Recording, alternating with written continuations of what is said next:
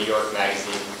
So I'm going to talk to our esteemed guest tonight about a lot of the issues the work raises and just what's going on in art world today. And I guess open it up to Klaus. I'm curious if this work shows how the media can be manipulated, the consumers of art can be manipulated, and I wonder if you think there's an ethics to art, whether you should be transparent with what the work's about or whether it doesn't matter and anything goes. I was at the Guggenheim Museum here last night, and there's a great work by an artist that is featured in the group exhibition there.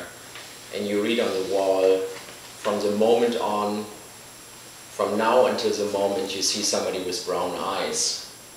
And it makes you really aware of the time that's spent. And I think this panel discussion only lasts for me from now on until the moment I see a camera. What I saw, and I mean this, so it's not a performance, but it's just like whatever. I think from the moment on now until we see a camera, then it should be over. Because I think what we saw in that clip was just that you can nearly not avoid being part of it once you are unwillingly or willingly part of it. Mm-hmm. So is that... so you can... Actually, I think that for me it's over. Thank you. That was the camera. It was a great live performance, right? Okay. Thank you. See you later. We're just seriously going to ask for people not to take pictures in good faith. Okay. And I'll... It's a willing choice for somebody to decide whether they want to be in a person's work of art or not work of art, and this is a case when, in fact, people are not willing, and so he came on good faith. And I don't think it's so strange that he walked out. I think it's... Yeah, well, I guess that connects back to the work. I mean, but you asked a question about ethics. Yeah. Is there an ethics? I don't believe that there's any subject that an artist shouldn't be touching upon at all. I think artists should be invited to boldly kick open every door imaginable. I think that this project is really quite an interesting project because there are a number of artists today who are reflecting on how the media plays a role, or in fact, I shouldn't say it's not about reflecting, it's about the media, in a sense, is the artwork. Mm-hmm. This project makes that very clear. And I think that, it's very fascinating that the media didn't do their homework and they acted like the project actually existed. And what does that say about the information we're getting? And I don't know if that was Ismini's initial idea starting this out or not, but I find it fascinating. Mario, I was interested to get your take on whether the reaction is what the project is about, or is the work itself, I mean, if we see whatever's on the wall, or, does the actual content not matter? Is it just the stunt that it creates, the spectacle? Yes. Yeah. It's difficult to say that to a certain degree because there's very strong political images. I won't say political content. Yeah. Because I think this work is just vacuous. To me, this work is about it's a stunt.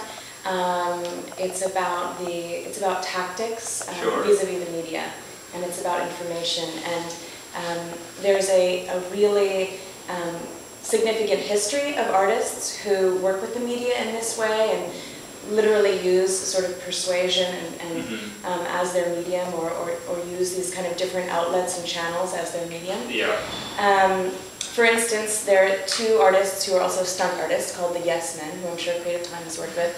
And many of you maybe know, who are famous for impersonating companies such as Dow or the WTO, and they sort of manage to hijack opportunities that different PR people from these organizations have been given, and then come in and speak for these people and give messages that are off the company's message. For instance, they hijacked a moment when Dow was asked to speak on the Bhopal disaster, and representatives from the Yes Men claimed full responsibility for the disaster, and Dow's stock fell.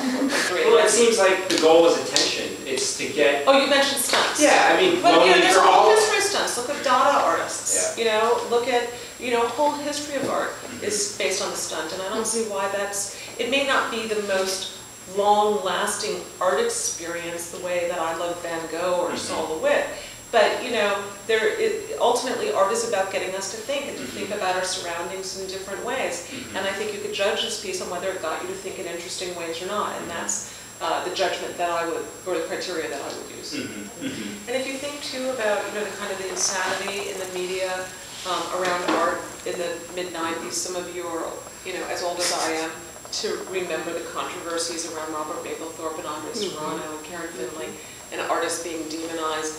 And today there's a lot more coverage for art. We see it in, you know, not an issue of Vogue comes out without, you know, some 1 or 2 or 3 profiles on artists. But at the same time, you could still see in the television media this lingering sort of disdain for the artist as provocateur. A lot of artists are provocative. But I think you saw that sort of restated in this project in terms of how people were reacting to it, and I don't know, you know, whether that's really quite valid. Mario, I wanted to get your take on something, but I'm curious with art criticism, whether you see the profusion of blogs and all these folks who now have an outlet for criticism, whether that has changed, you know, either what you do or the way art criticism is done. Can I just say something about this? I just find this also cynical and silly. Yeah. And I wouldn't have given this 2 thoughts, 1 thought about this other than kind of a journalistic piece. And so, as an art critic myself, he wants his attention. He's an incredibly narcissistic artist. His attention that he wants. And that's why I find this incredibly cynical. I mean, that's the kind of... It is interesting to see the relationship between art criticism and criticism that's happening online. I think that there hasn't really fully been a challenge thrown to print media from blogs.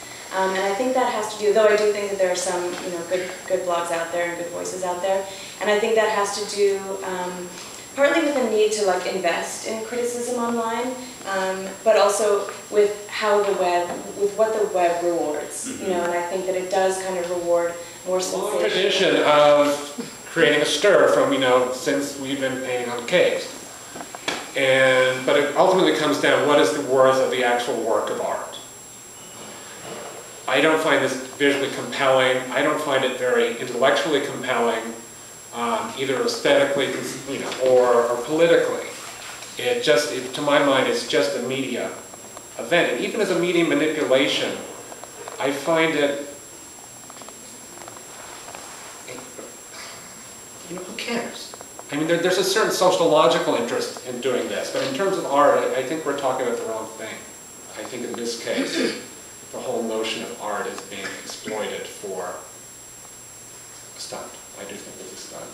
And it doesn't matter if I'm dealing with, you know, forgive me for saying so, Art Forum or Fox News. I mean, there is a difference between the two, but they still get it wrong.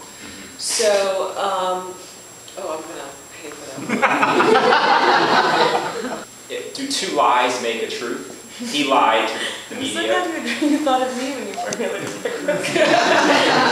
No, I mean, did he teach us anything that was, I mean, you lie to prove your point? Can you just lie that to maybe to this situation? 2 wrongs make a right. To 2 wrongs make a right?